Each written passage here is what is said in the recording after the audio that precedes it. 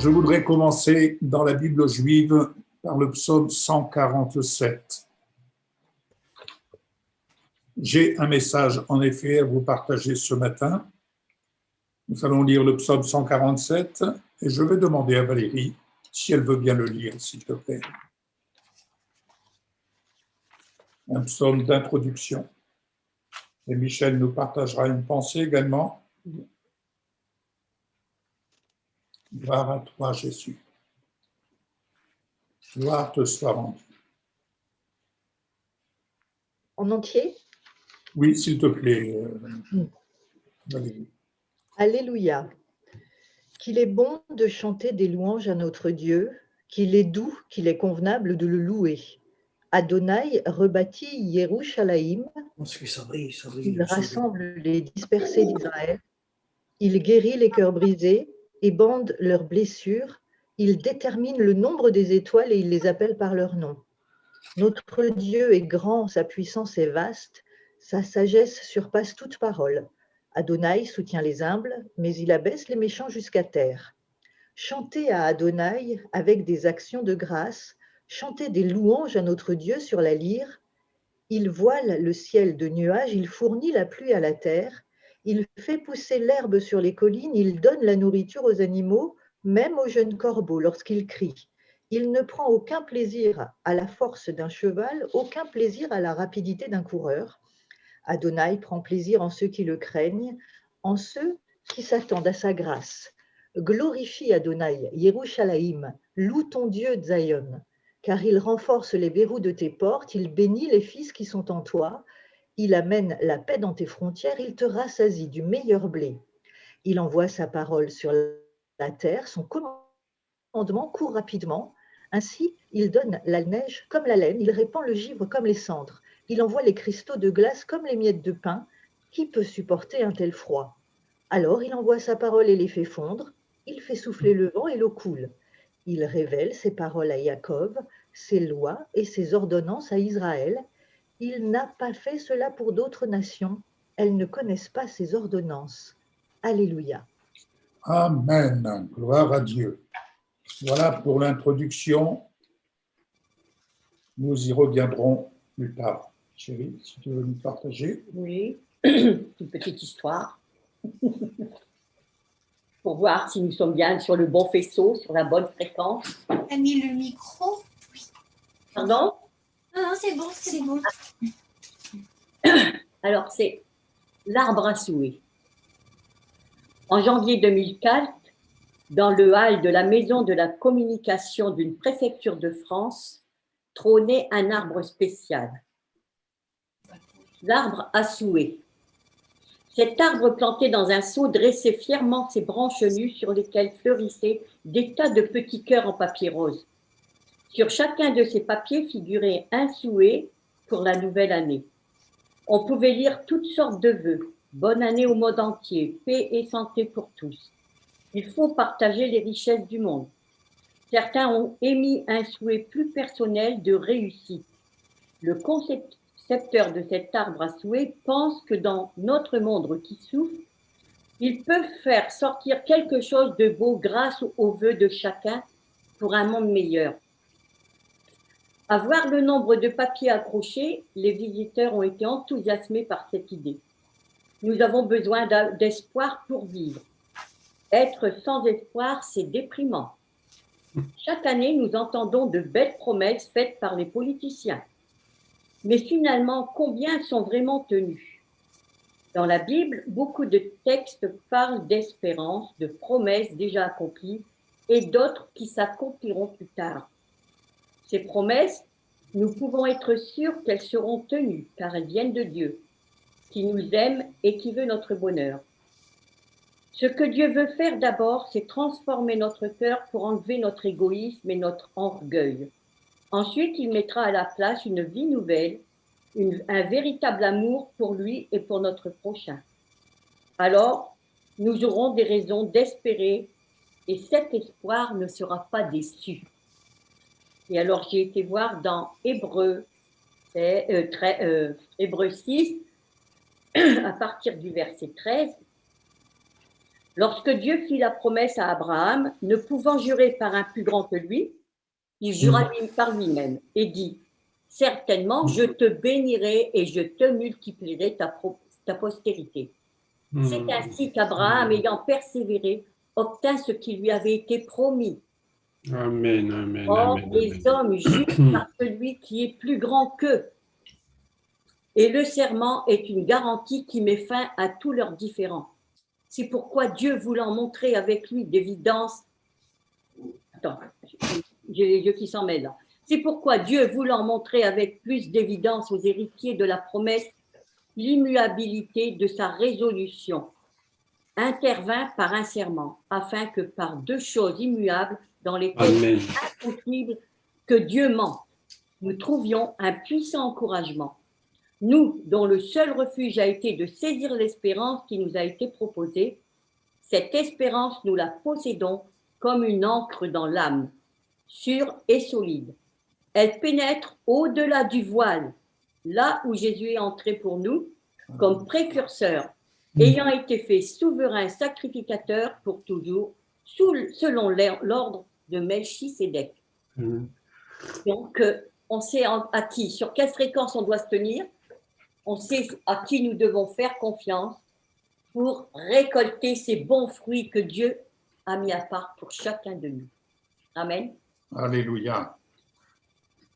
Alléluia. Merci Seigneur. Quelle belle fréquence. Matthieu 16, verset 16, dans la Bible juive. Matthieu combien? Matthieu 16, verset 16. Le Seigneur Jésus s'adresse à Simon-Pierre et il va lui dire, qu'il va dire ceci, « Tu es le Fils du Dieu vivant. Notre Dieu n'est pas mort. Il est le Dieu vivant. Il est le Dieu élevé. Il est le Dieu très haut. Amen. Il est le Dieu tout-puissant. Ce qu'il dit, il l'accomplit. Amen, amen, amen. Ce qu'il dit, il l'accomplit. Amen, amen. Alléluia. Amen, amen. Verset 17, Jésus va répondre à Pierre. Tu es heureux, Simon. Tu es heureux, Emmanuel. Tu es heureux, Josiane. Heureuse. Heureux, Francis. Heureuse, Valérie. Vous êtes heureuse, Bernadette, Émilie. Heureux, Jacques. Amen, amen. Heureux, Samuel et Mireille.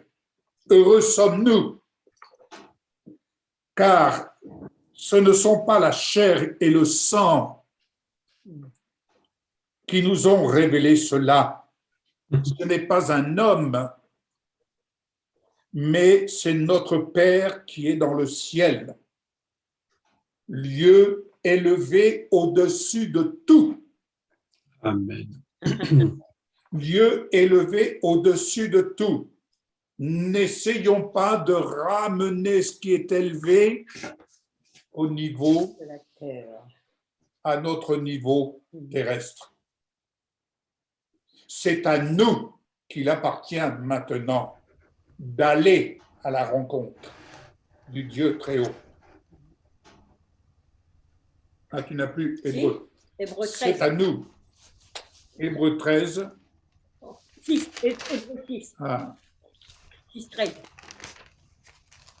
Quel passage lorsqu'il dit là, au-delà du voile? oui, voilà. Alors, il parle de cette espérance, nous la possédons comme une encre de l'âme, sûre et solide. Elle pénètre au-delà du voile. Jésus est entré pour nous comme sacrificateur. Il est entré comme précurseur, ayant été fait souverain, sacrificateur pour toujours. Il est entré dans le lieu très saint pour nous. Il est notre précurseur. Et par lui, nous avons, par son sang, accès au lieu très saint. Alléluia. Il nous appartient à nous de nous approcher au moyen de la foi, certes, mais n'oublions pas s'approcher de Dieu et il s'approche de nous. Amen. Gloire à Dieu. Alléluia.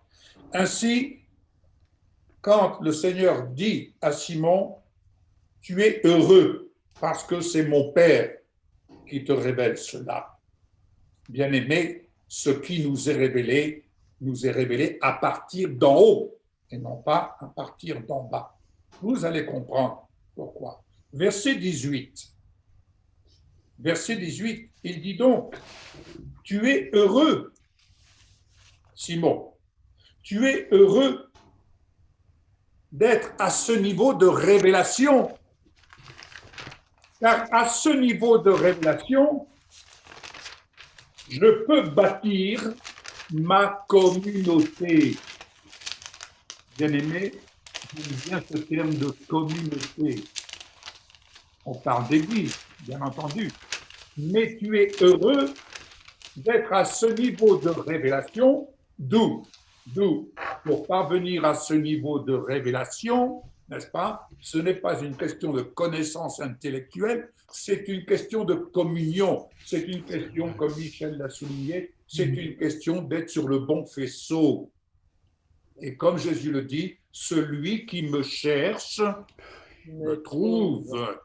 Faut-il le chercher de tout notre cœur? On ne cherche pas le Seigneur de temps à autre. Quand nous en avons envie, non, on le cherche jour et nuit. Alléluia. Et il va dire quelque chose. Pourquoi ce niveau de révélation? De telle sorte que les portes du séjour des morts ne prévaudront point contre elle, contre cette communauté que je bâtis, une communauté que j'élève, une communauté que j'attire à moi, une communauté qui me représente, une communauté qui se prépare à établir mon règne sur la terre comme au ciel. Une communauté qui ne vit pas pour elle-même, mais une communauté qui prend position et se réjouit de posséder cette part d'héritage qu'elle a avec moi. Alléluia. Alors, les portes du séjour des morts ne pourront pas avoir plus d'importance sur elles. Elles ne seront pas plus en avant sur elles.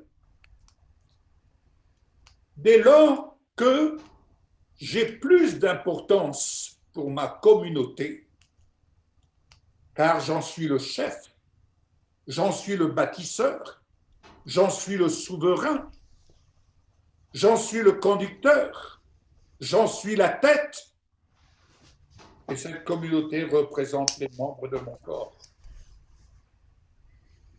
Et quel corps? Le corps glorifié. Alléluia. Prenons conscience, bien-aimés, que nous sommes membres du corps de Christ. Et quel corps? Le corps glorifié. Ne ramenons pas cela à un niveau purement terrestre. C'est vrai. Vous allez comprendre pourquoi. La communauté du Dieu vivant est plus élevée que vous ne l'imaginez. C'est vrai. La communauté du Dieu vivant, si elle est sur terre, elle siège au ciel. Amen. Amen. Amen. La communauté du Dieu vivant ne se préoccupe pas des choses terrestres, elle se préoccupe de siéger au ciel. C'est vrai. C'est vrai. Alléluia. Amen. Elle siège parce qu'elle est cachée dans le Christ. Par voie de conséquence, elle siège dans les lieux célestes. Où est-ce que tu sièges ce matin? Où est-ce que tu sièges? Amen. Amen. C'est la question qu'il faut te poser. Sur la révélation que le Père donne à Simon, fils de Jonas, c'est curieux. Il va dire Simon, fils de Jonas. Il y a quelque chose qui m'a interpellé. Jésus est en train de rappeler à Simon-Pierre, il rappelle sa lignée identitaire. C'est vrai. Écoutez bien, Mhm. il rappelle sa lignée identitaire d'où il a été racheté. Le Seigneur te rappelle quelquefois ta lignée identitaire pour te montrer où il a été te chercher pour t'amener à ce niveau de révélation, au point que tu puisses dire, Alléluia, ce n'est plus moi qui vis, c'est Christ qui vit en moi. Ce n'est plus mon passé qui vit, c'est ma vie nouvelle en Christ qui vit en moi. Amen. Amen. Et à partir de là, d'où il a été te racheter, te chercher, t'attirer à lui, il te donne les clés, ou plus précisément, il te donne la clé d'accès au royaume des cieux. Sommes-nous attentifs, sommes-nous préoccupés en ce qui concerne le royaume des cieux, C'est vrai. où nous sommes censés régner désormais? Vous savez, ce qui se passe dans ce monde ne pèse sur nous en fonction de là où nous sommes au niveau C'est céleste. vrai. C'est vrai. C'est vrai. C'est vrai. Plus nous nous élevons, Mhm. plus le poids du monde s'atténue. Mhm. Mais plus nous demeurons dans les choses terrestres, plus le poids du monde pèse. C'est vrai. Alléluia. Ici, c'est une indication importante qui nous montre que tout ce qui se passe sur terre se passe à partir d'en haut. Vous allez comprendre pourquoi. Verset 19. C'est un verset que nous avons lu il y a quelque temps, mais je reviens avec ce verset qui vraiment m'interpelle profondément. Je vous le partage. Quand il est dit au verset 19, « Je te donnerai les clés du royaume des cieux, tout ce que tu interdiras sur la terre sera interdit au ciel. Et tout ce que tu permettras sur la terre sera permis au ciel. » Je vous assure qu'en lisant et relisant ce verset, il m'arrive de m'arracher les cheveux, de vouloir m'arracher les cheveux de la tête. Je dis, Seigneur, ce que j'interdis sur la terre sera interdit au ciel. Qu'est-ce que tu me demandes d'interdire? Ah, la question. Ce que tu permettras, ce que je permettrai sur la terre sera permis au ciel. Seigneur, qu'est-ce que je peux permettre? Question, mes bien-aimés, que devons-nous interdire sur terre afin que cela soit interdit au ciel? Que pouvons-nous permettre sur terre afin que cela soit permis au ciel?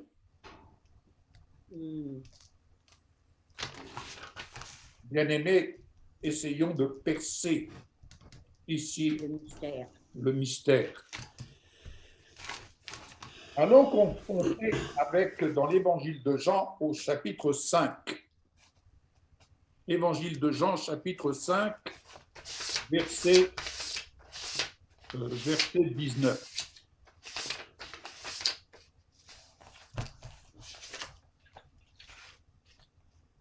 Alors Yeshua leur dit ceci: oui, vraiment, je vous le dis, le Fils ne peut rien faire de lui-même.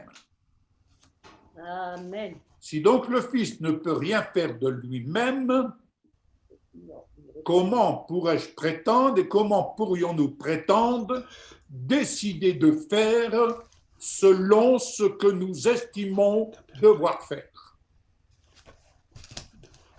Commençons donc à imiter le Fils.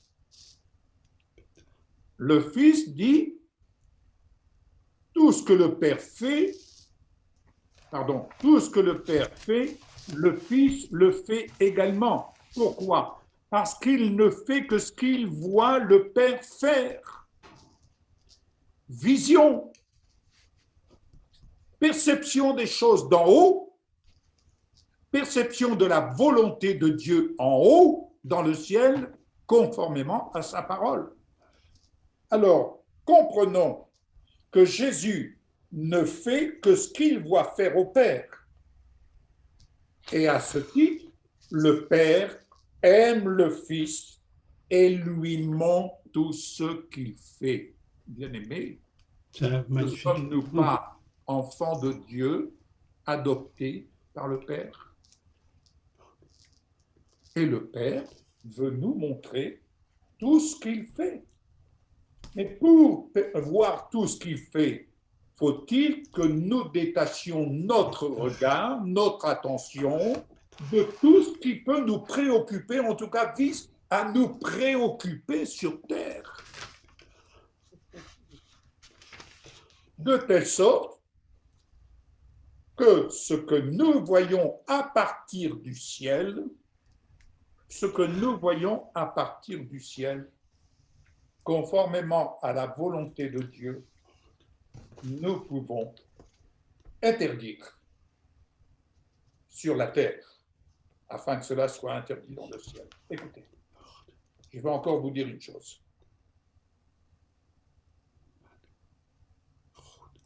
Tout ce que nous voyons se manifester sur terre était déjà en gestation dans les cieux, dans le monde des ténèbres. Ce qui se passe sur terre, c'était déjà en gestation. Prenez l'exemple de ceux qui réalisent des films, quels qu'ils soient. En réalisant un film, il faut d'abord l'écrire. Il y a un script. Il faut le penser. Il faut l'imaginer. Il faut imaginer les scènes. Mais où le réalisateur va-t-il chercher l'inspiration? Question. Vous voyez les jeux vidéo, quels qu'ils soient. Les jeux vidéo où on ne voit que des fusils, vous voyez des adolescents qui s'amusent à des jeux de guerre et des coups de couteau. Et d'un seul coup, nous voyons se manifester ici-bas, là-bas, telle manifestation des jeunes qui se donnent des coups de couteau, qui se bagarrent, enfin bref, nous voyons tout cela. Et nous disons, mais on n'a jamais vu ça de notre temps. Mais n'imaginez pas un instant que ça va se calmer. C'est clair. C'est clair. N'imaginez pas, c'est de l'utopie. Cela va aller s'accroissant. Et c'est pourquoi je reprends une parole de notre Père spirituel qui un jour nous disait, la France, elle reflète ce que l'Église est. Bien-aimé, notre pays de France, en ce moment, reflète ce que la communauté chrétienne est. Parce qu'on laisse faire les choses. Parce que nous laissons faire les choses. Nous laissons faire des choses. J'aimerais souligner à cet égard, je prends cet exemple. Nous avons prié, nous avons intercédé. Comme on dit, nous avons mené une intercession, nous avons mené pour faire une brèche en faveur de nos anciens, des personnes âgées, n'est-ce pas, afin qu'elles soient libérées de ce carcan qui leur était imposé. C'est une percée que nous avons fait. Ouais. Ce n'est qu'une percée. Et voilà que, ça y est, on commence à vouloir libérer pour redonner, comme on dit, un peu d'oxygène à nos bien-aimés. Mais n'oublions pas que la prière, pourquoi la prière? c'est l'arme que le Seigneur nous donne pour percer le monde des ténèbres. Ce que nous interdisons sur terre le sera au ciel, dans la mesure où nous-mêmes, nous montons à l'assaut contre les œuvres des ténèbres, de telle sorte que nous puissions voir ce qui se trame dans les cieux et que nous puissions l'interdire sur la terre. Ou que nous puissions permettre ce qui doit être permis sur la terre pour le bien de la communauté. Alléluia. Ainsi, le Seigneur veut nous montrer, il veut nous montrer de plus grandes choses afin que nous soyons émerveillés. Vous voulez être émerveillés de voir comment le Seigneur fait les choses? Bien-aimés, vous n'avez pas d'autre choix et nous n'avons pas d'autre choix que de monter, d'accéder à un niveau plus élevé, d'accéder à un niveau plus élevé. J'aimerais, à ce titre, vous donner une illustration qui me semble parler d'elle-même. Observez une cordée d'alpinistes, n'est-ce pas? L'autre jour, je regardais justement ce documentaire, ça se passait, je crois, en Irak. Je crois que c'était en Irak ou en Afghanistan. En Irak. Des femmes qui, pour gagner leur vie, elles apprenaient à gravir des sommets alors qu'elles n'avaient aucune expérience. Elles apprenaient avec un guide, et je vous assure, elles montaient à des altitudes de 3000 voire 4000 mètres. Et elles n'étaient pas équipées comme chez nous, elles sont équipées. Je vous assure, elles manquaient d'oxygène, bref.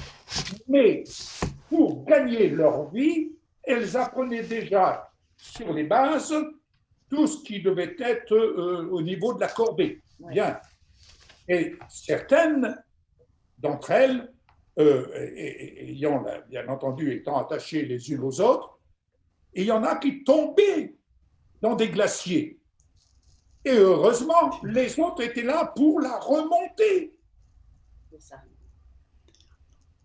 C'était quelque part, il y avait quelque chose de fantastique à voir, alors que le guide était là et elles sont montées par des voies que le guide a décidé de les faire passer, mais je vous assure, je dis, mais elles sont folles. Elles sont folles. Bon, vous me direz, moi j'ai le vertige, voilà. Même quand je regarde ces choses-là à la télévision, je m'accroche au fauteuil, n'est-ce pas? Il faudra peut-être me mettre une ceinture de sécurité. Voilà, parce que ça me crée des sensations tout à fait désagréables. Mais quand même, je veux visionner ces choses-là. Je veux dire, au moins, si ces femmes ont le courage de pouvoir gravir de tels sommets, mon cher Yves, sois au moins courageux, observe-les, regarde-les, n'est-ce pas? Accroche-toi, j'ai mes ongles qui rentrent dans le fauteuil, mais ça ne fait rien, je suis accroché, n'est-ce pas? Ce que je veux dire, mes bien-aimés, c'est une cordée qui monte avec un guide. Et cette cordée sont attachées les unes aux autres. Bien-aimés, quand on monte dans la prière, il y a le camp de base. Et le camp de base, on l'établit à certains niveaux où on arrive pour aller plus haut. N'est-ce pas? Quand on perce dans la prière et que nous voulons percer dans la prière et pas se laisser surprendre, parce qu'elle devait ne pas se laisser surprendre par le brouillard, elle devait ne pas se laisser surprendre par la pluie, elle devait ne pas se laisser surprendre. Et pour cela, elle devait anticiper pour parvenir là où elle devait parvenir. Et elles étaient déterminées à atteindre le sommet. Bien que certaines étaient tentées de redescendre, d'abandonner. Non, elles sont parvenues au sommet. C'était magnifique à voir, mais pour moi, c'était quelque chose qui me donnait une belle instruction de telle sorte que dans la prière, je vais vous dire quelque chose. Vous allez peut-être dire, Pasteur Yves, tu es un peu prétentieux. Pensez ce que vous voulez. Mais nous avons quelque chose à notre équipement. Et ça, nous l'avons appris pendant des années. Et Jacques connaît auprès d'un ministère comme Jean-Louis. Nous avons appris la prière, l'intercession. Nous avons appris à vivre avec l'onction de la foi. Ouais. Et l'onction de la foi, elle se nourrit par le moyen de la prière. L'onction de la foi permet de percer, de percer, de percer. Vous ne pouvez voir que ce que vous décidez de percer. Amen. Si vous ne percez pas le monde des ténèbres, c'est-à-dire l'espace, votre espace, n'est-ce pas? Si vous ne percez pas cela par le moyen de la prière, eh bien cet espace viendra toujours peser sur vous. Alléluia. Et c'est dans ce sens que lorsque nous décidons de percer, bien aimés, nous formons une cordée et je ne peux que vous encourager, n'est-ce pas? Et c'est à vous de décider. Vous pouvez vous détacher de la cordée, certes, mais c'est la clé ici que le Seigneur nous donne. À ce niveau, je peux bâtir ma communauté. À ce niveau, je peux bâtir le camp base de la communauté. Il y a différents niveaux auxquels nous sommes appelés à parvenir. Et dans ces temps que nous vivons, il y a ceux qui, dans cette période, eh bien, ils abandonnent. Je vais reprendre une expression qui m'a été soufflée à l'oreille hier. Il y a ceux qui décident de se lever pour assister au culte, que ce soit en visioconférence ou éventuellement à l'église dans la mesure où c'est possible, mais il y a ceux qui ont fait le choix de rester en pyjama, n'est-ce pas, pour suivre le cas échéant un peu de ce temps de louange, de ce temps de prière. Mais ils sont en pyjama. C'est vrai. Je vous dis, bien-aimés, ce sont les violents qui s'emparent du royaume des cieux. C'est vrai. C'est vrai. Ce sont les violents qui s'emparent du royaume des cieux. On dit souvent à quelqu'un qui est au chômage, ce sont ceux qui se lèvent tôt, n'est-ce pas, qui vont au boulot. Et vous savez, le véritable chômeur, il n'est pas chômeur. Il se lève tôt, il ne veut pas perdre l'habitude, il se lève tôt et se prépare à aller au travail. Alléluia. Eh bien, pour nous, ouvriers de Dieu, on se lève tôt pour percer, pour monter. Alors, bien entendu, nous perçons les ténèbres, mais nous savons qui nous conduit. Et comme cela nous a été dit tout à l'heure dans le psaume, ce n'est pas la force du cheval, ce n'est pas une question de courir vite, c'est une question de servir notre Dieu. Notre Dieu est élevé, notre Dieu est très haut, notre Dieu est au-dessus de tout. Nous allons à la rencontre de notre Dieu, nous nous approchons de lui et il s'approche de nous. Alléluia. Amen. Jean 5, 21, quelque chose qui m'a interpellé. Jean 5, 21, je lis ceci avec vous. Qu'est-ce qu'il est dit? Je parviens. Car le Père aime le Fils et lui montre tout ce qu'il fait et lui montrera des choses encore plus grandes que celles-ci afin que vous soyez émerveillés. Voilà le but. Le Seigneur veut que nous soyons émerveillés. N'est-ce pas? Et comme le Père relève les morts et leur redonne la vie, de même le Fils redonne la vie à qui il veut. Le Père relève les morts. Vous connaissez ce verset dans Éphésiens, vous étiez morts dans vos offenses. Mais le Père relève les morts et il redonne la vie. Si donc il redonne la vie, Christ en nous, l'espérance de la gloire, Christ en nous, c'est la vie. Et cette vie qu'il nous donne, c'est pas une vie qu'on met sous une cloche. C'est une vie qui se manifeste à la lumière. C'est une vie que l'on place sur le chandelier. C'est une vie qui éclaire l'environnement. C'est une vie qui perce les ténèbres. Alléluia. Et cette vie qu'il nous offre, il nous fait voir au ciel le plan de Dieu pour interdire ou permettre ce qui doit se manifester sur terre. Pour interdire ou ce qui doit se permettre. Ce qui se passe sur terre, c'est ce qui se passe dans le ciel. On brûle des voitures. Ah, on ne comprend pas. On brûle des voitures à Strasbourg, on brûle des voitures en Bretagne, on brûle des voitures. Bref, d'un seul coup, des feux qui s'allument. Mais comme si, mais bien aimé, ça se passait avant tout, ça se passait déjà au ciel. C'était dans la pensée de ceux qui ont provoqué cela. Vous savez, les démons ne sont pas au repos. Les esprits méchants dans les lieux célestes ne sont pas au repos.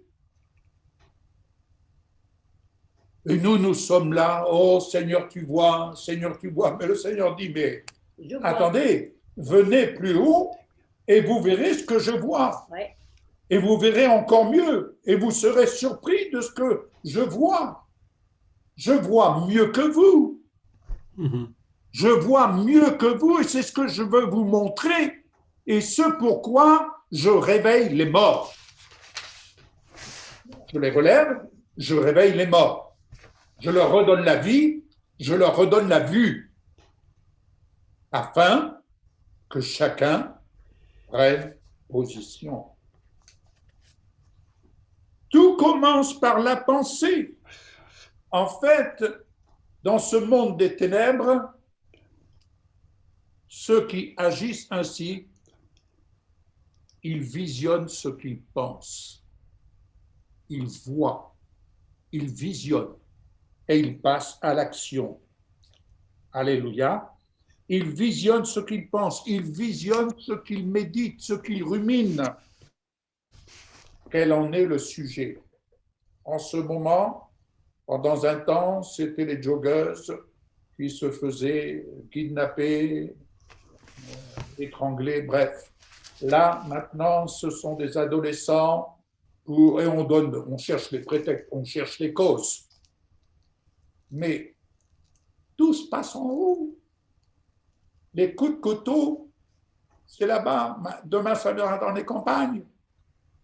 Tout est déjà manigancé en haut. Et nous sommes là. Oh Seigneur, tu vois que je suis au chômage, Seigneur. Et tu vois ceci, et tu vois mon porte-monnaie qui se vide, et tu vois ceci, et tu vois cela. Mais bien sûr que le Seigneur le voit, mes bien-aimés. Mais quand il nous dit « Recherchez le royaume de Dieu et sa justice, toutes choses vous seront données en plus. » Je vous exhorte, bien-aimés, à tenir un carnet pour dire « Seigneur, je suis là, je suis ton ouvrier, voilà, tu connais mes préoccupations ici-bas, mais je veux d'abord me préoccuper de ce qui se passe dans le royaume. Parce que tu m'en as donné la clé. Et je ne veux pas tenir cette clé dans ma poche et dire « moi d'abord et le royaume après ». Moi d'abord et le royaume après. Non.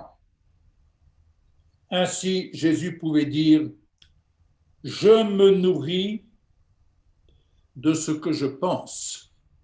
Je me nourris de ce que je visionne. » Alléluia. Jean 4, verset 34. Jean 4, verset 34. Quelle est ta nourriture, bien-aimé? Quelle est ta nourriture? Alléluia. Verset 32, nous lirons à partir du verset 32 jusqu'au verset 34. Il répondit, j'ai à manger une nourriture que vous ne connaissez pas. Sur ce, ces Talmidim, les disciples, se dirent les uns aux autres, quelqu'un lui a-t-il apporté à manger? Yeshua leur dit, ma nourriture est de faire la volonté de celui qui m'a envoyé et d'accomplir son œuvre. Ma nourriture est de faire la volonté de celui qui m'a envoyé. Nous sommes, chacun à notre niveau, nous sommes, comme je l'ai dit tantôt, nous sommes membres de son corps. Nous sommes ses envoyés, les envoyés du Seigneur, pour faire sa volonté. Elle est bonne, agréable et parfaite. Ma nourriture est de faire, c'est-à-dire ma nourriture est d'interdire ou de permettre. Vous entendez? Ma nourriture est d'interdire ou de permettre. C'est vrai, c'est vrai, c'est vrai. Or, aujourd'hui, on entend parler, on en parlait ce matin avec Michel, quand on entend parler aujourd'hui, on ne dit plus garçon-fille, mais voilà, ça fait rentrer dans les mœurs et dans les normes. On dit, on dit genre, voilà, c'est le genre. Aujourd'hui, tu choisis d'être un homme ou une femme, tu choisis d'être un garçon ou une fille. Oui, ça paraît débile, mais c'est ainsi. C'est une réalité. Il y en a de plus en plus. Hein. Et il y en a de plus en plus, ça rentre dans les normes. Avec des enfants, hein, les enfants. Même parmi les animaux. Oui. Quand vous voyez un canard qui essaye de s'accoupler avec une poule, par exemple, vous voyez le dérèglement. Totalement. Et nous, on est là surpris. Mais ne soyons pas surpris, ce n'est que le début. Ce n'est que le début.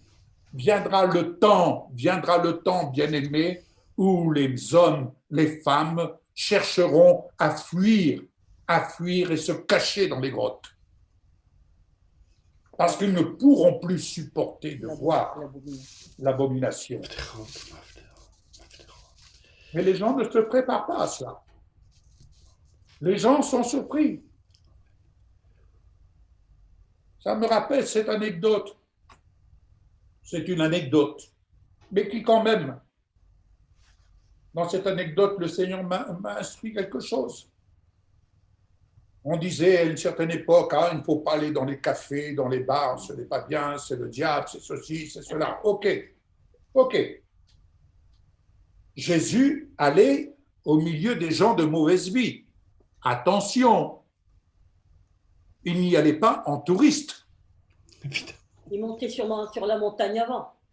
Il y allait parce qu'il était envoyé par le Père. D'accord, c'est vrai. On est bien d'accord. C'est vrai. Demain, n'allez pas vous pointer je ne sais où en disant « Ah, mais je peux aller parmi les gens de mauvaise vie. » Attention, nuance. Mais il y avait là-bas chez nous un vieux et sa femme, mamie François, comme on l'appelait, mamie Jeannette, je ne sais plus. Oui. Voilà. Son mari, chaque fois qu'on allait la chercher pour aller le dimanche à la célébration du culte, il insultait Michel. Et il l'insultait de tous les noms. Et Michel lui disait toujours, Mimi, même mon petit doigt, tu ne l'empêcheras pas de t'aimer. Alors, il avait toujours l'habitude, c'est qu'il traversait la route pour aller dans un bar, retrouver ses copains. C'était un monsieur d'un certain âge, certes, mais costaud, un ancien gendarme, rugbyman. Et je lui disais un jour, Mimi, tu verras, si un jour tu tombes malade, tu verras qui viendra te voir, si c'est tes copains ou si c'est nous. Et j'ai là, je n'ai pas besoin de vous entendre. Et alors, quand on chantait des cantiques avec la mamie, alors on chantait des cantiques et quand on disait Amen, il répondait Amen ta paye avec la mienne, ça fera une bonne quinzaine. Voilà, toutes sortes de choses comme ça pour se moquer. Et un beau jour, il s'avère que Mimi ne se lève plus, il est couché. malade. Et voilà que on se rend, Michel et moi, à son chevet. Et quand il nous voit à son chevet, alors Mimi, où sont tes copains? Où sont tes copains? Ah. Et voilà qu'on se met à prier, Michel et moi. Écoutez, je ne peux pas vous imiter, mais c'était comme un lion qui rugissait. Ah, oui, oui. Un lion qui rugissait. Et puis, quelques jours plus tard, il s'est levé, il marchait avec des cannes, et je savais ce qu'il attendait. Il attendait de pouvoir aller au bistrot. Et je lui dis, Mimi, tu veux que je t'emmène au bistrot? Ah, écoutez, c'était Sourire radieux. un sourire radieux de Mimi. Il m'a donné le bras et on a traversé la route pour aller au bistrot en face. Et les copains qui étaient là, ah Mimi, ah, on est content de te voir. Et vous savez la réaction qu'il a eue? Il leur a dit, je ne vous connais plus. Ah, Je ne vous connais plus. Et on s'est assis à une table et le barman lui dit, alors Mimi, qu'est-ce que je te sers comme d'habitude? Oui, comme d'habitude. Et moi, je prends une boisson, publicité interdite. Un café, pourquoi tu ne le dis pas? Non, c'était pas un café. Non. Tu m'avais dit. Bref, peu importe, j'ai pris une consommation. Mais voilà que Mimi me regarde.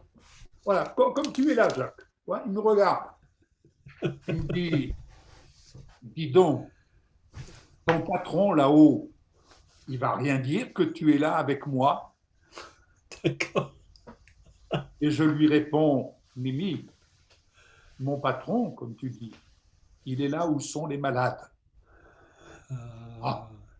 Il a bu son verre, j'ai pris le mien, il a dit, on rentre. On est rentré. Il ne s'est pas occupé de ses copains. Et vous savez ce qui s'est passé quand on est rentré? Il dit, vous ne pourriez pas me chanter votre cantique? Et on s'est mis à lui chanter 2 ou 3 cantiques. Et il chantait, en tout cas il marmonnait, mais il chantait avec nous. Et après quoi, il a demandé à sa petite femme de lui servir la soupe. Il m'a dit, tu prends la soupe avec moi? Il était 5 heures de l'après-midi. Et je ne vous dis pas la soupe que j'ai pris avec lui. Et Michel qui me disait, tu ne vas tout de même pas manger ça. Je dis, écoute, il m'a demandé de prendre la soupe avec lui. Je vais consommer la soupe avec lui. Bon, je ne vous donne pas les détails de ce qu'elle contenait. Si, dis-le, c'est rigolo. C'était pas forcément des grains de blé, mais il y avait des crottes de souris. Voilà. Mais il a mangé les crottes de souris. Hein. J'ai mangé les crottes de souris, voilà. Mais dans les quelques jours qui ont suivi, bien aimé, le Mimi qui était là, qui disait, Jeannette, on a perdu 40 années de vie. Oh, papa. Moi donc les cantiques que tu chantes. Il a demandé pardon. Il a demandé pardon. Oh, mon Et Dieu. elle chantait les cantiques, elle qui chantait faux. Et elle lui a chanté des cantiques. Elle chantait à tue-tête, tellement qu'elle était heureuse. Et à un moment donné, le Mimi était assis sur son lit, mais il était parti. Ouais. Vous voyez le cheminement qui s'est opéré dans son cœur? C'est ce qui se passait au ciel. C'est vrai. C'est ce qui se passait au ciel. C'est vrai. Et quelquefois, nous sommes amenés à faire des choses quand nous faisons les choses selon le plan de Dieu, pas selon nos idées et nos propres intentions. Non, on fait les choses dans lesquelles notre chair ne se sent pas forcément à l'aise, mais ô combien on fait les choses selon l'Esprit de Dieu et Dieu opère. Amen. Alléluia.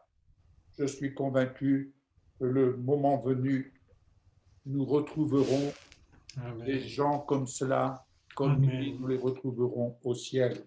Amen. Alléluia. Amen. Ma nourriture est de faire la volonté de mon Père, interdire ou permettre ce qui est conforme à sa volonté. Et c'est pour cela qu'il nous envoie et que nous sommes les envoyés de Dieu à partir d'en haut sur terre. Pourquoi à partir d'en haut? Parce que je ne sais pas où vous siégez, mais nous siégeons en tant que communauté, en tant que pierre vivante, nous siégeons au ciel.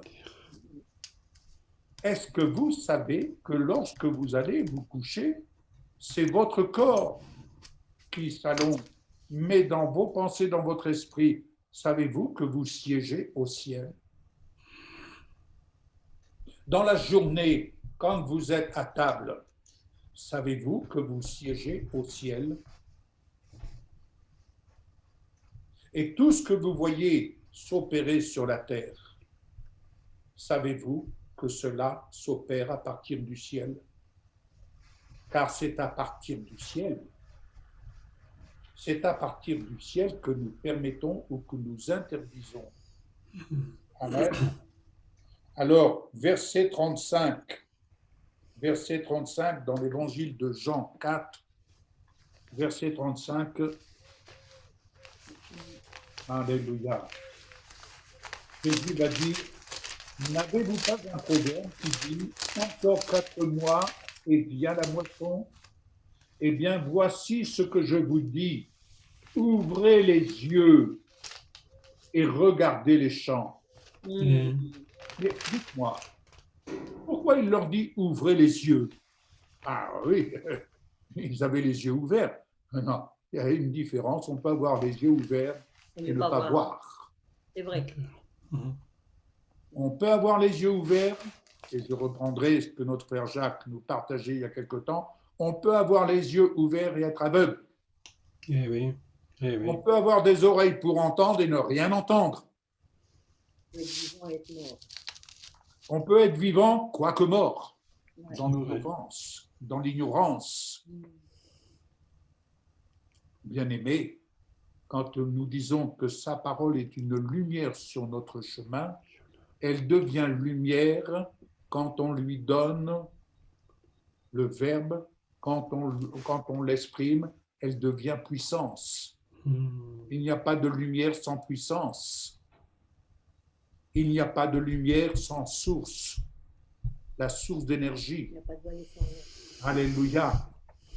Ainsi, sa parole est une lumière dans la mesure où la source d'énergie, ça parle. Amen. Alors, ouvrez les yeux et regardez les champs. Ils sont prêts. Et j'en viendrai pour conclure dans Éphésiens 5, verset 17, bien-aimés. C'est le message que le Seigneur m'a mis à cœur de vous partager ce matin. Éphésiens 5, verset 17.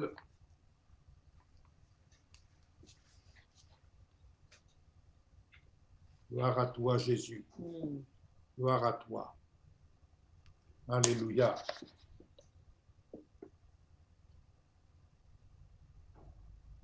Je lirai même à partir du verset 14. Car tout ce qui est révélé est lumière. C'est pourquoi il est dit, réveille-toi, toi qui dors. Relève-toi d'entre les morts, et le Messie brillera sur toi. Prenez donc garde à votre manière de vivre.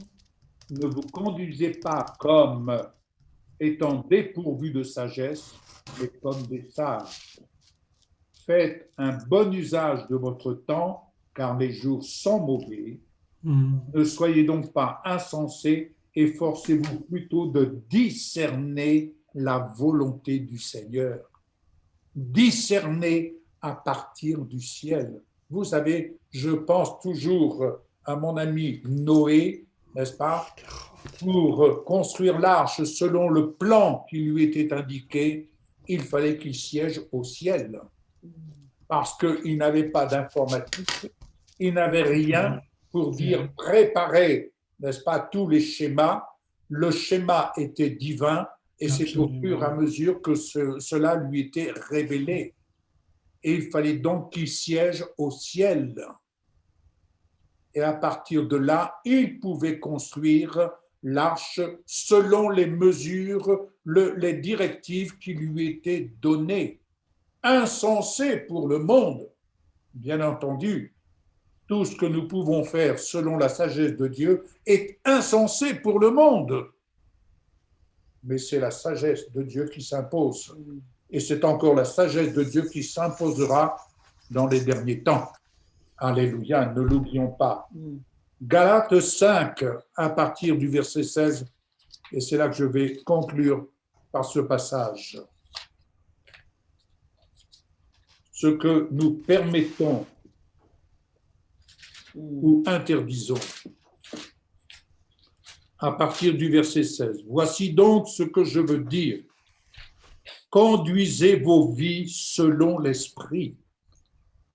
Alors vous ne serez pas soumis aux désirs de votre vieille nature. Car la vieille nature désire ce qui est contraire à l'esprit. Et l'esprit désire ce qui est contraire à la vieille nature. Ils sont opposés l'un à l'autre, tellement que vous êtes incapables de mener à bien vos bonnes intentions.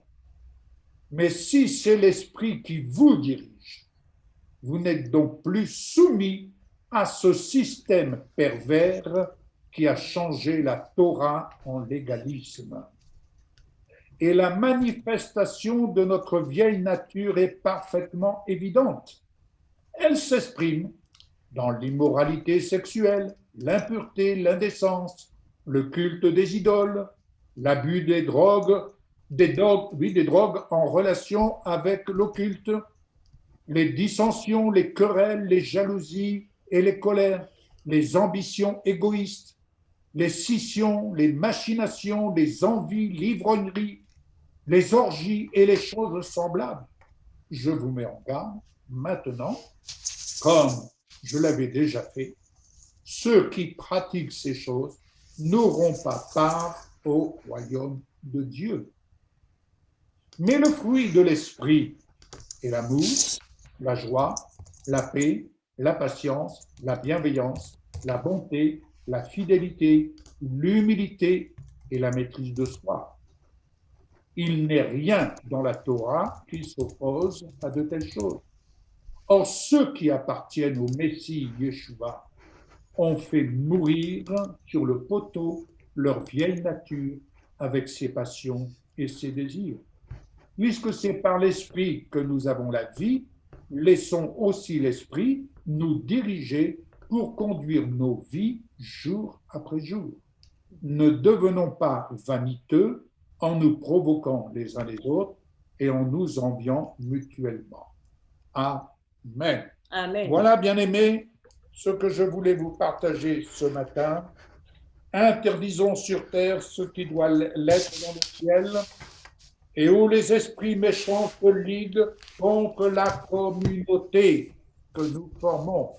N'oublions pas, les esprits méchants se liguent contre la communauté. Je vais vous dire une chose simple, le diable ne nous aime pas. Ok, Merde, C'est pas nouveau. ce n'est pas nouveau. c'est clair. C'est- Mais permettons sur terre ce qui est permis au ciel, et cela sera permis pour l'édification mutuelle de la communauté. Alléluia. Voilà ce que je voulais vous apporter de la part du Seigneur. Soyez bénis, soyez fortifiés, et il ne vous reste qu'à mettre en pratique, mais que le Seigneur vous révèle les choses à un autre niveau, car le Seigneur désire que nous puissions mutuellement monter plus haut. Qui le cherche, le trouve. Et le Seigneur se laisse trouver par ceux qui le cherchent. Et n'oubliez pas, ce sont les violents qui s'emparent du royaume des cieux. Heureux tout homme, toute femme, dans son activité au sein du royaume des cieux. Et dans ce royaume, tout est à vous. Vous êtes à Christ et Christ est à vous. Amen. Amen. Amen. Voilà ce que je voulais partager. Amen. Je laisse la parole à qui a quelque chose à partager. Que Dieu soit béni. J'aime beaucoup écouter la parole du Seigneur, c'est quelque chose d'extraordinaire. C'est un grand bonheur d'écouter ce texte aujourd'hui. Puis en écoutant, évidemment, chaque fois que tu parles ou que quelqu'un parle, j'écoute immédiatement et puis tout de suite je relis. Mais je vais voir dans les textes hébraïques ce qui se dit réellement. Et tu as parlé, il y a beaucoup de choses dans ce petit texte, évidemment, très intéressantes et c'était vraiment formidable. Je vais pas refaire la prédication, évidemment, mais je vais faire une lecture du texte en hébreu, comment les Juifs comprennent un texte comme celui-là. Et ce qui est absolument extraordinaire, c'est quand il dit fils de Jonas. Alors Jonas c'est Yona, et Yona c'est la colombe. C'est fils de la colombe. Et le texte de Jonas commence par Yona ben Amittai. Il s'appelle fils de la colombe, père de ma vérité. Amittai, c'est ma vérité. Il s'appelle donc la colombe, fils de... Son papa s'appelle ma vérité. C'est extraordinaire. Texte extraordinaire. Et quand Yeshua, Jésus dit à Pierre, tu es fils de Jonas, puis tout de suite se fait-il dans ma tête. Je dis, mais c'est incroyable. Soit la parole de Dieu est par hasard, soit tout est écrit pour une bonne raison.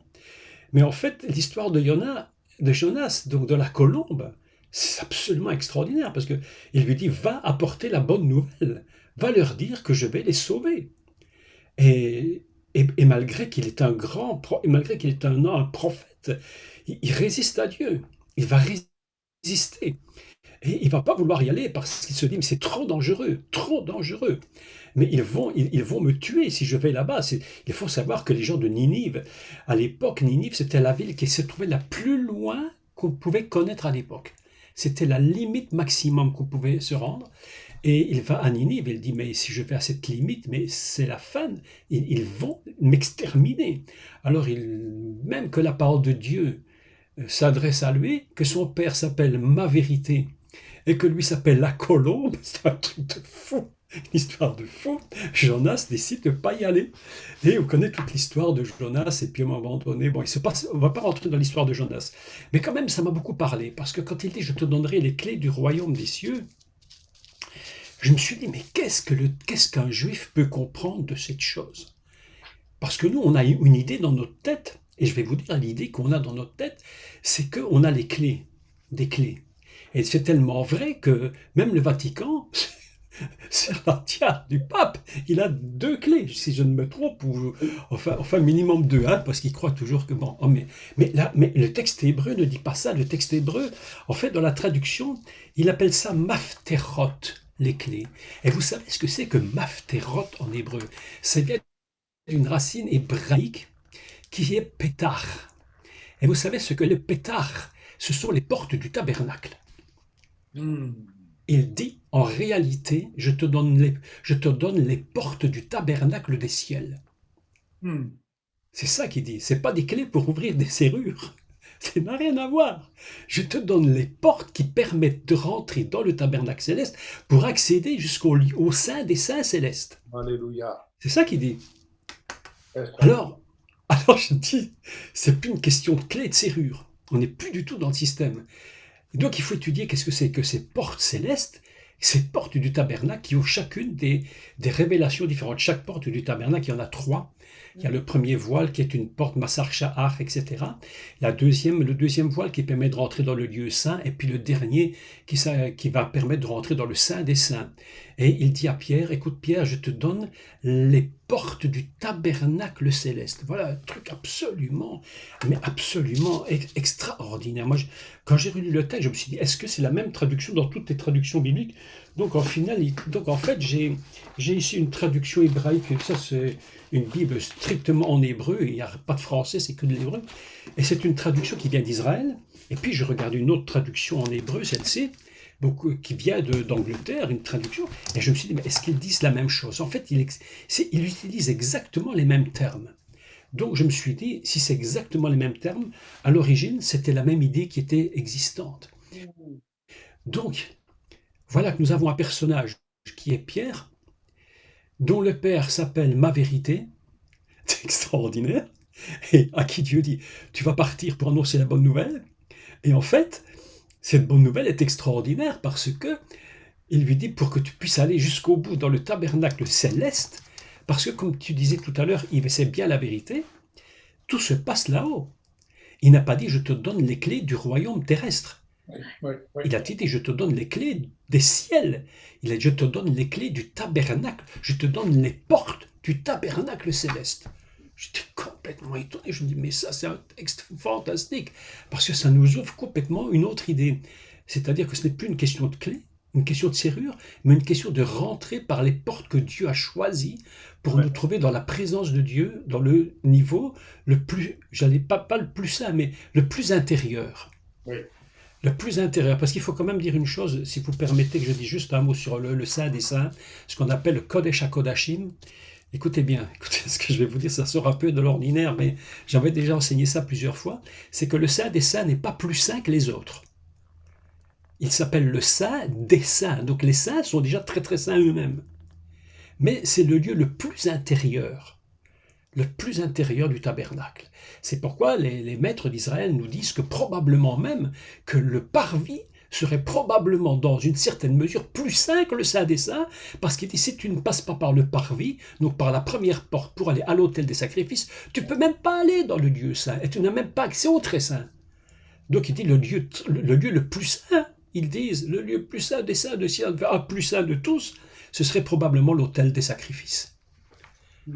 Alors là, nous avons compris tout de suite que quand il dit « Je te donnerai les portes du tabernacle céleste », mais nous sommes dans une dimension absolument extraordinaire.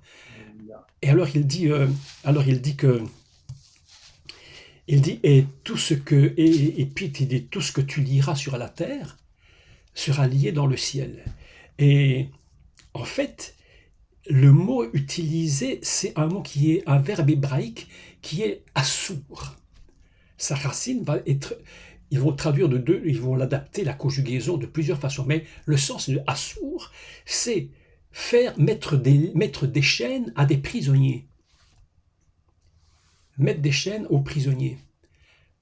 On va dire, tout ce que tu vas prendre ici-bas, eh bien tu vas enchaîner, tu vas en faire des prisonniers, et tu vas bien les garder pour qu'ils ne s'échappent plus. Et c'est ça que Jésus lui dit à Pierre. Tu rentres dans le tabernacle céleste, et parce que tu as pris l'autorité du tabernacle céleste, tu as autorité maintenant pour faire des prisonniers. Ce que tu disais tout à l'heure, c'est absolument extraordinaire, parce que tu sais que c'est absolument extraordinaire, parce que tu disais tout à l'heure concernant ce qui se passe sur la terre aujourd'hui, et que nous devons évidemment faire des prisonniers. Est-ce que vous savez qu'AstraZeneca, est-ce que vous savez ce que ça veut dire en latin? Non. Ça veut dire tuer les astres. Ah, Tuer les astres. AstraZeneca en latin signifie tuer les astres. Mais lorsque tu parlais d'Abraham et qu'il dit je te donnerai, regarde les étoiles du ciel, ça c'est la vision céleste. Mais comme tu dis, la vision du diable, c'est de tuer le céleste. Voilà. Et AstraZeneca, c'est Astra, c'est les astres, les étoiles. Zeneca en latin, c'est tuer les astres. Donc vous imaginez un peu ce qui se passe là-haut. C'est pourquoi Dieu dit à Pierre, Pierre, je te donne les portes du tabernacle céleste. Je te donne les portes. Je te donne pas des clés, je te donne pas des serrures. Je te donne les portes. Afin que tu puisses aller dans ce lieu le plus saint du saint, dans le lieu le plus profond pour faire des prisonniers. Pour faire des prisonniers. Alors, je me suis dit, mais tout ce que tu liras sur la terre sera lié dans le ciel. Tous les prisonniers que tu feras ici, ils seront prisonniers là-haut. Ah mes amis, mais quand tu fais des prisonniers là-haut, tu t'échappes pas de là-haut. Hein. Quand tu es prisonnier là-haut, tu es prisonnier là-haut. Hein. Et tu sors plus de là, hein, c'est fini. Hein. Alors je me suis dit, mais il a dit, tout ce que tu délieras sera délié. Donc on a une fausse idée dans ce texte. Et ce que tu dis tantôt est formidable parce que, en fait, quand on parle de délier, on n'utilise pas le même mot. En français, on dit lié, délié. En hébreu, on ne dit pas la même chose. On dit assour ou on dit tatir. Tatir, c'est un mot qu'on a traduit par délier, mais qui est la racine fondamentalement, signifie parcourir et visiter, espionner, rechercher, faire des recherches. Donc, quand tu auras fait des prisonniers là-haut, tu auras aussi la capacité, comme tu disais, de regarder, de comprendre ici-bas ce qui se passe. La seule façon pour être libre, c'est de comprendre ce qui se passe ici-bas et ce qui se passe là-haut. Amen. Sinon, nous ne pourrons jamais. C'est pas une question de délier. Vous savez, les gens ont très facilement délié. Vous savez, ils racontent des trucs dans l'église parfois un peu bizarres sur délier, lier, délier. Les gens délient tout dans l'église. Ils lient tout, ils délient tout. Au nom de Jésus, je délie. Au nom de Jésus, je lis. Au nom de Jésus. Ah, ce que tu as dit, cette parole, je la lis au nom de Jésus. Ah, cette parole, je la. Mais tout ça, c'est du blabla, tout ça. Tout ça, c'est que du blabla. C'est pas ça. Je te donne les portes du tabernacle. Quand tu es dans ce tabernacle-là, tu as une puissance pour, évidemment, faire des prisonniers. Et puis après, quand ils sont prisonniers, tu as seulement la possibilité d'examiner ce qui se passe ici, de visiter, de parcourir et de comprendre ce qui se passe sur la terre. Parce que comme tu l'as dit, et c'est une vérité imparable, tout ce qui se passe ici se passe d'abord là-haut. C'est imparable.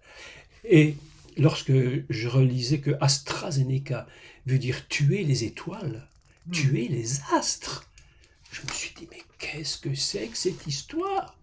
J'ai dit, c'est quoi cette histoire? Il y a donc une volonté complètement démoniaque de tuer la postérité d'Abraham. Oui. C'est ça le but, mes amis. Parce que ce que les gens n'arrivent pas, vous savez, la politique ne comprend rien, parce que c'est normal, puisqu'ils ne sont pas dans le céleste.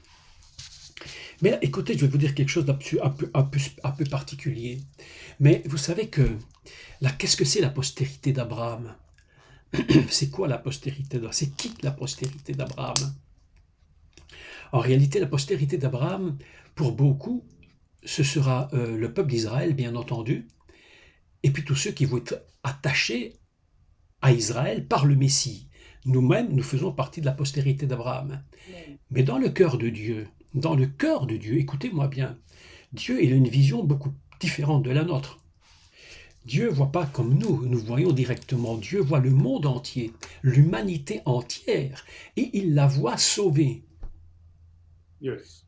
Il la voit sauvée. Parce que quand Christ, quand le Mashiach, quand le Messie meurt sur la croix, qui c'est qui meurt avec lui? Mais c'est pas que toi et moi, c'est l'humanité entière. Oui. Quand il ressuscite, c'est pas que les croyants qui ressuscitent et qui disent j'accepte, c'est l'humanité entière. D'ailleurs, c'est tellement vrai qu'il dit que ceux qui n'ont pas reconnu le Messie ressusciteront, mais pour le jugement. Donc, dans la tête, je dis une grosse bêtise, mais dans l'idée de Dieu, la postérité d'Abraham, c'est l'humanité entière. Et c'est pourquoi le diable se dit, mais il faut les tuer, parce que si on ne les tue pas et qu'ils se repentent, Oui. ah oui, ils vont partir là-haut, dans les portes célestes. Puisque je t'ai donné les portes du tabernacle céleste, tu vas rentrer là-haut avec eux. Et le diable se dit, mais cette postérité d'Abraham, probablement que beaucoup ne sont pas encore sauvés. Mais dans la tête de Dieu, cette humanité, c'est la postérité d'Abraham, parce que tout est dans la nature fondamentale de Dieu. Oui. Lorsque nous partons annoncer l'Évangile, écoutez bien, si nous partons annoncer l'Évangile en se disant, c'est toute une bande de méchants qui ne se convertiront pas, reste chez toi, fais ta popote, fais ta petite soupe avec des crottes de souris, fais tout ce que tu veux, mais ne viens certainement plus, ne va pas évangéliser. Parce que l'évangéliste qui part en se disant ils ne se convertiront pas parce qu'ils sont durs, ne gagnera jamais une âme à Christ. Oui. C'est une grande erreur de dire, vous savez, vous le savez tous comme moi d'ailleurs, tous vous savez, vous avez entendu cette phrase répétée maintes et maintes fois où on dit, ah chez nous dans notre région c'est dur, hein. Ah chez nous c'est dur, ah voilà, mais chez nous en Belgique c'est dur, oh chez nous c'est dur, ah, mes amis, si tu pars du principe que tu ne vas pas réussir, mais ne pars pas. Non. Mais qu'est-ce que tu fiches? Celui qui part, l'évangéliste qui part dans le monde annoncer l'évangile, c'est parce que sa vision c'est les âmes qu'il va gagner. Amen. Mais si nous partons en nous disant toute cette toute cette bande de païens insupportables, ils ne vont jamais se convertir, mais tu es le pire évangéliste du monde, tu n'es même pas un évangéliste. Je vais te dire, tu n'es qu'un fou allié, tu n'es qu'un homme ou une femme qui est absolument inutile dans l'évangélisation. Dans les années 64, jusqu'à 68, oui, pendant les 5 années, ces 5 années, il y avait à l'époque un groupe de musique qui s'appelait The Joystrings, qui était un groupe de musique pop-rock de l'époque des Beatles. Et à cette époque-là, ce groupe a parcouru, c'était le premier qui existait au monde. Et ce groupe, comme tu disais tout à l'heure, n'allait pas n'importe où si Dieu ne vous appelle pas. Et ce groupe a porté l'évangile là où personne ne pouvait aller. Dans les boîtes de nuit, partout. Ils ont gagné des âmes à Christ. Ils ont gagné. Et l'Église, une part de l'Église s'est opposée à eux en disant non, c'est inadmissible de faire ça. Et le responsable a dit, mais le Seigneur nous a envoyés là où sont les pécheurs, pas les saints. Oui. Le problème, c'est qu'on évangélise dans les églises. Et voilà. Et qu'est-ce qu'on fait ? On fait de la pêche en bocal. Je te prends le poisson rouge et je le remets dans mon bocal, puis la fois d'après, je te prends le poisson rouge et je le remets dans l'autre bocal. Non, mais je vous dis la vérité, c'est tellement grave. Vous savez pourquoi ? C'est parce que les gens n'ont pas la capacité de comprendre, comme tu le disais très bien, qui ils sont, quel est le but de Dieu. Ils n'ont pas la vision du Père. La vision du Père, c'est qu'aucun ne se perde. Amen. Nous, notre vision, c'est, écoutez bien, écoutez. Le but du Père, c'est qu'aucun ne se perde. Souvent, notre vision, c'est que quelques-uns se convertissent. Vrai ou faux ? Vrai. Vrai ? Vérité. Si tu pars annoncer l'évangile qu'il y a 100 personnes devant toi, ton but, c'est que les 100 se donnent à Christ. Le reste ne nous intéresse pas. Ouais. Quel est mon but ? Quel est le but de Jonas lorsque Dieu voulait qu'il parte à Ninive ? C'était de sauver tout Ninive. Oui. C'est pas d'en sauver un ou deux, c'était que tout Ninive se repente. Et d'ailleurs, Jonas a une très bonne leçon.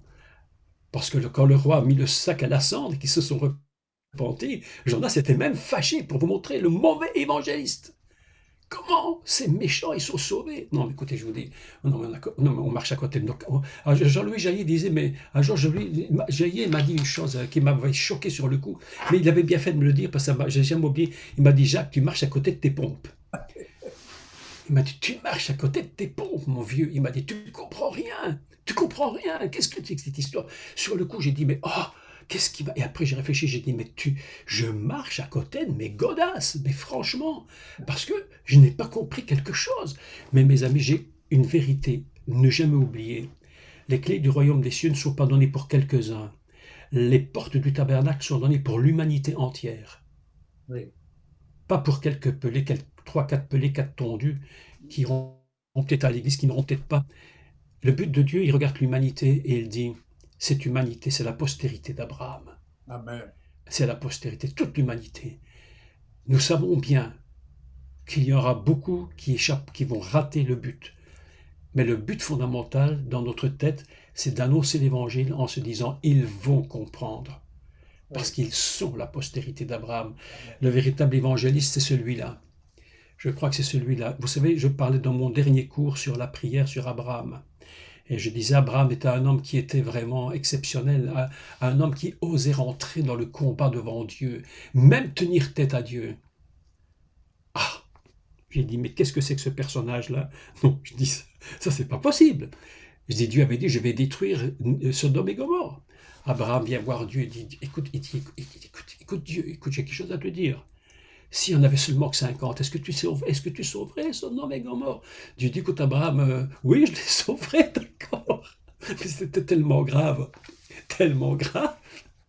Il dit, écoute Dieu, écoute, s'il y en avait 45, Dieu dit, oui, je ferais aussi pour toi, s'il n'y en avait que 40. Abraham n'en peut plus, il continue, il dit, s'il n'y en avait que 20. Il arrive à 10, il dit, c'est fini, c'est terminé. Dieu dit, bon, écoute, je rentre chez moi, rentre chez toi, et faisons nos affaires. Et tout le monde rentre à la maison, et la Bible nous dit, Abraham retourna dans son lieu, et l'Éternel s'en alla, et les anges sont venus, ils ont fait le job. Mais le boulot, mes amis, c'est pas que Ninive a été détruit. et que Sodome ait été détruit. C'est pas ça, c'était pas le but de Dieu. Et le cœur d'Abraham, c'était que Sodome et Gomorrhe soient sauvés. Et c'est tellement vrai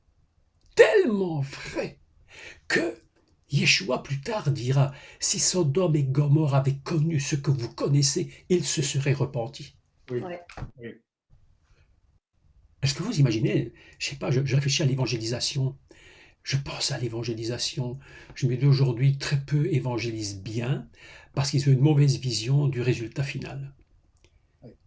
Une mauvaise vision. Si jamais un ou deux se convertissent, ah ben on est content, on a déjà réussi quelque chose. Oui. Mais le but de Dieu, c'est que tous les hommes soient sauvés.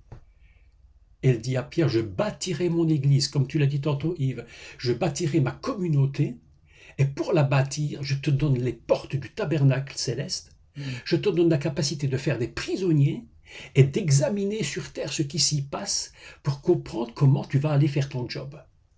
Voilà. Un texte extraordinaire. Et ça change complètement notre vision Oui. de tout ce que tu liras là-haut sera délié en bas. Les chrétiens racontent des trucs pas possibles, incroyables. Délier, lier, redélier, relier. Puis tu lis un démon qui se redélie tout seul puisque tu le retrouves 3 semaines plus tard. Et tu recommences à délier ce qu'il ne fallait pas. Enfin, un chipotage au perps. Enfin, le ciel lui-même n'y comprend rien du tout. Je crois qu'il faut changer notre opinion par rapport à ça et se dire, mais qu'est-ce que Dieu a dit? Qu'est-ce que le Seigneur disait à Pierre? Qu'est-ce qu'il lui disait? Fils de Jonas, est-ce que tu vas agir comme ton ancêtre là-bas? Est-ce que tu vas finir dans le ventre du poisson? Je vous dis qu'aujourd'hui, beaucoup de chrétiens seraient dans le ventre du poisson. Beaucoup, oui, beaucoup. Est-ce que vous savez que... Je vais terminer. Est-ce que vous savez que la Bible nous dit que Jonas était vomi? Le poisson vomit Jonas. Et la réalité, c'est que Jésus lui-même parle de Jonas. Il dit de même que Jonas était 3 jours dans le ventre, le Fils de l'homme sera 3 jours dans la mort, et il ressuscitera. Ce qui veut dire que Jonas, dans l'idée fondamentale, il a été mangé et digéré, et il est mort. Il n'a pas. Vous savez, Jonas, c'est pas Pinocchio dans le ventre de la baleine. Hein. C'est pas Pinocchio et Geppetto dans le ventre de la baleine. Hein. Jonas est mort. Il a été vomi. Il était ressuscité. C'est pourquoi le Messie prend l'exemple de Jonas en disant de même qu'il était 3 jours, le Fils de l'homme sera ressuscité des morts. Oh. Ah, c'est la même chose. C'est pas Jonas qui est en train de faire un petit feu de camp dans le ventre de la baleine. Hein. C'est pas Pinocchio. Hein. On n'est pas chez Pinocchio ici. Hein. On est dans la Bible ici. On est dans une histoire. Et il va lui redonner vie. Et lorsque Jonas va mourir, il va se retrouver là-haut. Et c'est pourquoi il prie là-haut. Relisez la prière de Jonas. C'est pas la prière d'un homme qui est dans le ventre d'un poisson, c'est la prière d'un homme qui se trouve là-haut. Et là-haut, il est en train de prendre conscience de ce qui se passe ici-bas. On n'est plus du tout dans la même histoire. Et il va ramener Jonas à la vie. Et Jonas va dire, Jonas, maintenant c'est le moment, il faut que tu ailles. Et Jonas, c'est un têtu, c'est un dur à cuire. Un bon prophète mais un têtu. Il y a des bons prophètes têtus. Il y en a des mauvais pas têtus et des bons têtus. Mais lui, c'était un bon têtu, et il est reparti. Et puis, il a vu comment le but de Dieu n'était pas de sauver 2 ou 3 personnes, c'était de sauver tout Ninive, toute la ville. Et le roi de Ninive s'est repenti à la prière de Jonas. Je crois qu'une bonne vision des âmes, une bonne vision de Dieu et des âmes que Dieu voit, ce n'est pas ce que nous voyons. Oui. C'est pas ce qu'on voit. Parfois, je vois mes voisins dans la rue. Tout le monde sait qu'on est chrétien ici. Tout le monde le sait, ça se dit. Ça se critique parfois, mais qu'importe, on s'en fiche. Et je regarde mes voisins et je me dis, mais mon Dieu, ce voisin de gauche là, ce voisin de droite là, à mes yeux, à moi, c'est un gros vilain méchant. Mais toi, qu'est-ce que tu vois de lui, à ce monsieur, cette dame? Tu vois la postérité d'Abraham. Tu vois la postérité d'Abraham, et dans ton cœur de Dieu, tu crois que c'est possible qu'il soit sauvé. Et ça, c'est extraordinaire.